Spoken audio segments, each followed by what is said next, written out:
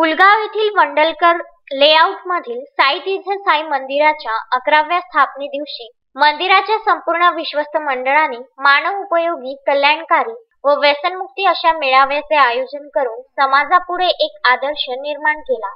व्यसनापोटी नवीन पिढी आहारी जात असून समाजाचे मूल्य नाश होत आहे। समाजाचे नैतिक मूल्य टिकून ठेवणे गरजेचे बनले असून व्यसनाधीन होत असलेल्या या नवीन पिढीला व्यसनातून बाहेर काढण्याचे प्रयत्न करणे आवश्यक असल्याने साई तीर्थ येथे व्यसनमुक्ती प्रबोधनकार खराडे महाराज यांचे प्रवचन व व्यसनमुक्तीचे प्रात्यक्षिक आयोजित केले असून मोठ्या संख्येने लोक उपस्थित झाले व या प्रबोधनाचा लाभ घेतला।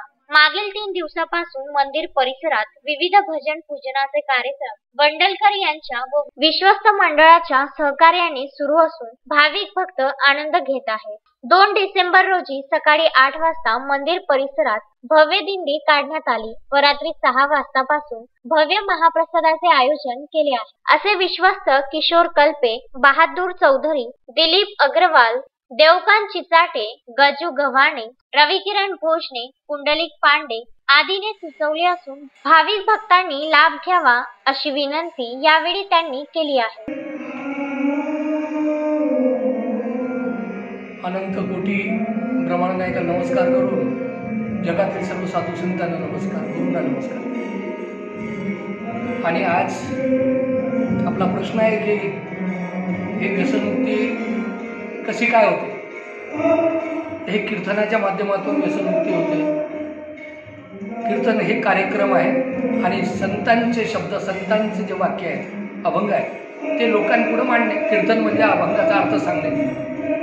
त्या अभंगात साधू संतांनी सुद्धा सांगितलं, तुकडोजी महाराजांनी सुद्धा सांगितलं, आपला कसा पाठेपर्यंत झाला गर्क कसा व्यसनात, उठ रे उठ तरुणा देहात।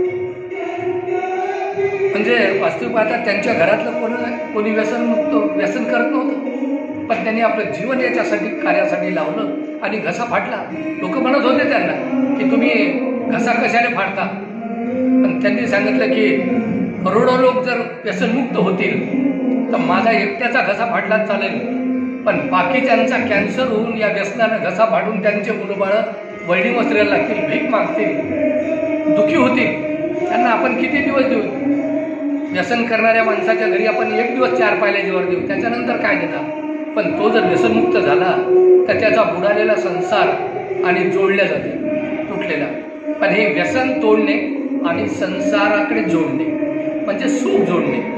तर अशा प्रकारे अनेक आहे। कीर्तन सांग होय अंग हरिरूप। संतांनी असं सांगितलेलं आहे की मन लावून जर कीर्तन ज्याने ऐकलं तर तो मनुष्य किती वेळा वाल्या कोणाचा वाल्मिक मागे झाला। आणि आजही किती लोक आहेत की ते व्यसन सोडल्यानंतर एवढे धार्मिक बनले की लोक गावातले त्यांचे पाया पडतात, जे त्यांना मारत होते ते त्यांच्या पाया पडतात। म्हणजे माणूस देव बनू शकते त्याच्यातला जर विचार जागृत झाला, त्याच्यातला विवेक जागृत झाला। आणि ते या कीर्तनामुळं, भागवतामुळं गाडगे बाबांनी आपलं घर सोडलं, पुन्हा घरी गेले ना, आपल्या लेकराबाळा वनवासी केले आणि हजारोचे संसार तारण्याचं कार्य केलं। म्हणून त्यांचे शब्द, त्यांचे उदाहरण, त्यांचे दृष्टांत ज्ञानोबा राहायला काय करत होती? मार खाल्ला लोकांसाठी, पण खळाची व्यंकटी सांडो।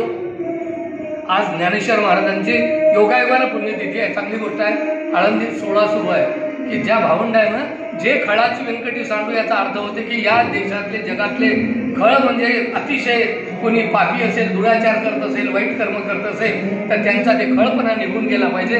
हे मागणी ते देवाला मागतात, बाकी काही मागत नाही। पैसा मागत नाही, धन नाही मागून सत्ता नाही, मागू विषयन की ममता। हे प्रभू प्रेम की दृष्टी निहारे आणि यांना सद्बुद्धी दे, सत्कर्म करने की प्रवृत्ती दे। अश्विन शाह, विदर्भ न्यूज, पुलगाव।